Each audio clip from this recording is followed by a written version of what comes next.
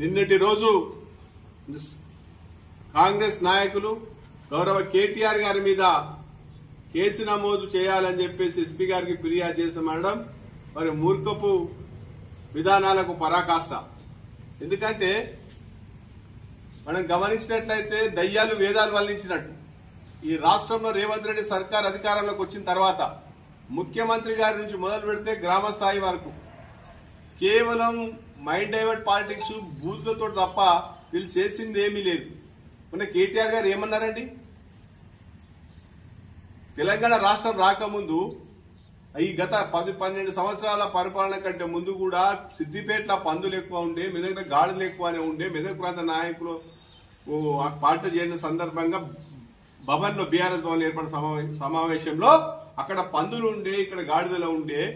అట్లాంటిది తెలంగాణ రాష్ట్రం వచ్చిన తర్వాత మంచిగా 2 డివైడర్ తోటి బటర్ఫ్లై లైట్లతోటి మెదకంతా ఒక అద్భుతమైనటువంటి రీతిలో అభివృద్ధి అయింది. అట్లా కలెక్టరేట్, ఇటు ఎస్పీ ఆఫీసు, మరి మెడికల్ కళాశాల, అదేవిధంగా మాతా శిశు సంరక్షణ కేంద్రము, ఇట్లా ఒక రకమైనటువంటి రూపాంతరం చెందింది. మెదక్ అన్ని రంగాల అభివృద్ధి చెందిందని మాట్లాడుతూ మరి ఇట్లా వారు ఇంకా కొన్ని గాడిదలు ఉన్నాయనే మాట మాట్లాడే సందర్భానుసారం దాన్ని కూడా పూర్తిగా మంచిగా ఇంకా అభివృద్ధి చేసుకోవాలని దిశగా వాళ్ళు మాట్లాడితే ఈ కాంగ్రెస్ నాయకులకు ఒకటి అలవాటు అయిపోయింది.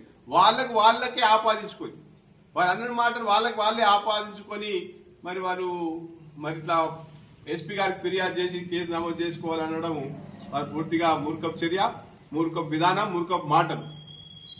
ఎప్పుడు కూడా మెదక్ ప్రజలందరూ కూడా ఇప్పుడు గమనిస్తా ఉన్నారు. గత 9 సంవత్సరాల కేసీఆర్ గారి పరిపాలన ఇప్పుడున్నటువంటి తేడాన్ని, ఇప్పుడున్నటువంటి వారు పడుతున్న అవస్థలను మరి చూసినట్లయితే ప్రజలు కేటీఆర్ గారు మాట్లాడిన మాటలు ఎవరిని ఉద్దేశించి మాట్లాడారు, ఎందుకు మాట్లాడిన విషయం మీద స్పష్టత వస్తుంది. ఆల్రెడీ మెదక్ పట్టణ ప్రజలందరూ కూడా చర్చించుకుంటా ఉన్నారు.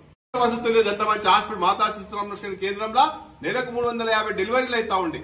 అద్భుతమైన రీతిలో వారి హాస్పిటల్ తీర్చిదిద్దబడ్డది. ఇలా చూడుకు అక్కడ పోతే పూర్తి కనీస అవసరాలు కనుమరుగయ్యే పరిస్థితి ఉన్నది. హాస్టల్లో పిల్లలు నానా కోసపడతా ఉన్నారు. ఇట్లా ఏ రంగంలో చూసినా పూర్తిగా వెనుకబాటు తనానికి గురైతా ఉంది మెదక్ పట్టణం అని వారు మాట్లాడితే వాళ్ళని ఆపాదించుకుంటే మాకు అభ్యంతరం లేదు. కానీ ప్రజలకు ఆపాదించారు చూడు, తప్పుడు చర్య, తప్పుడు మాటలు మాట్లాడడం మీ కాంగ్రెస్ పార్టీకి అలవాటే అని చెప్పేసి మరి వాళ్ళని ఆపాదించడం వల్ల జనాలు అనుకుంటా ఉన్నారు. నిన్న మాట్లాడుతున్నారు కాంగ్రెస్ నాయకులు. కొంతమంది అంటారు వయసుకైన గౌరవం కేసీఆర్ తెలంగాణ గుండె చప్పుడు, తెలంగాణ రాదన్న తెలంగాణ కాదన్న తెలంగాణను తీసుకొచ్చినటువంటి కేసీఆర్ గారిని పట్టుకొని మరి స్థానిక ఎమ్మెల్యే ఏం మాట మాట్లాడారు, ఏం భాష మాట్లాడింది ఒక్కసారి గుర్తు చేసుకోవాలి. దానికి తగ్గట్టుగానే మరి వారు ఇచ్చినటువంటి హామీలను కార్యకర్తలు పోస్టుల ద్వారా పెడితే వారు చెప్పినటువంటి రికార్డు, వారు చెప్పినట్టు ఎన్నికల సందర్భంలో వాళ్ళు మాట్లాడినటువంటి మాటల హామీలను పెడితే మరి పోలీసులను పురమాయించి దబాయించి మరి వీరంతా కూడా బ్లాక్ మెయిల్ చేసి వాళ్ళని ఇబ్బంది పెట్టాలని ప్రయత్నం చేస్తారు తప్ప మీకు అభివృద్ధి మీద ఎక్కడ కూడా చిత్తశుద్ధి లేదు. ఏం అభివృద్ధి చేసారు? అప్పుల రాష్ట్రంగా మాట్లాడారు. నిన్న కాంగ్రెస్ నాయకులు ప్రెస్ మీట్ లో మాట్లాడారు.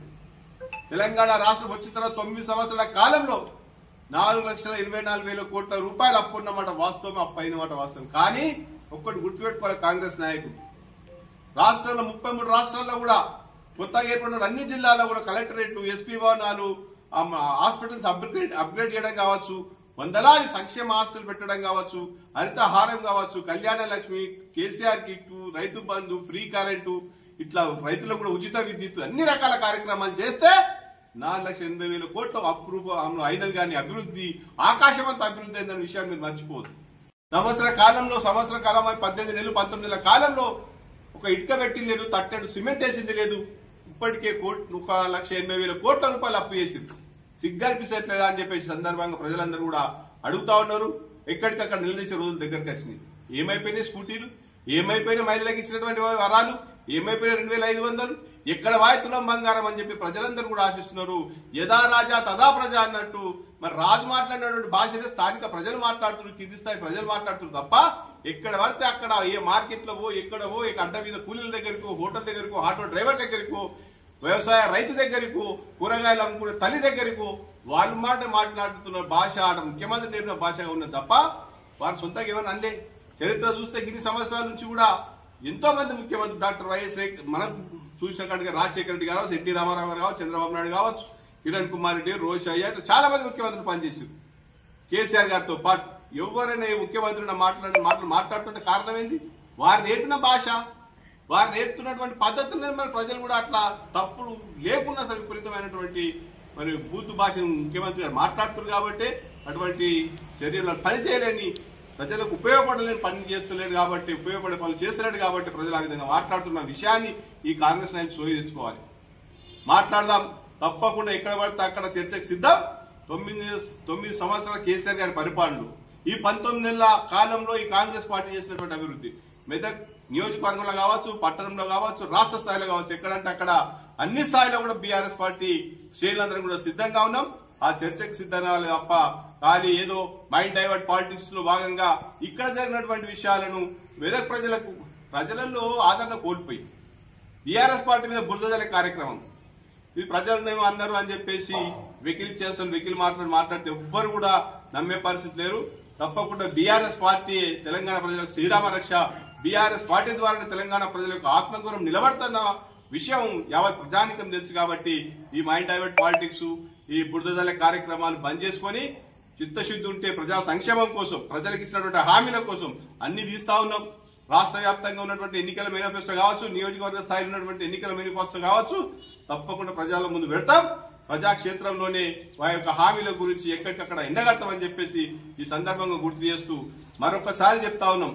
కేటీఆర్ గారు కానీ, కేసీఆర్ గారు కానీ, అదేవిధంగా మన హరీష్ రావు గారిని కానీ ఏ మాత్రం విమర్శించినా, స్థాయి నుంచి మాట్లాడినా ఇక ముందు ఊరుకునే ప్రసక్తే లేదు. ఎక్కడికక్కడ మరి గ్రామ స్థాయిలో ఉన్నటువంటి ప్రజల ఆగ్రహం, బీఆర్ఎస్ పార్టీ కార్యకర్తల ఆగ్రహం చూడక తప్పన్న విషయాన్ని ఈ సందర్భంగా గుర్తు చేస్తా ఉన్నాం.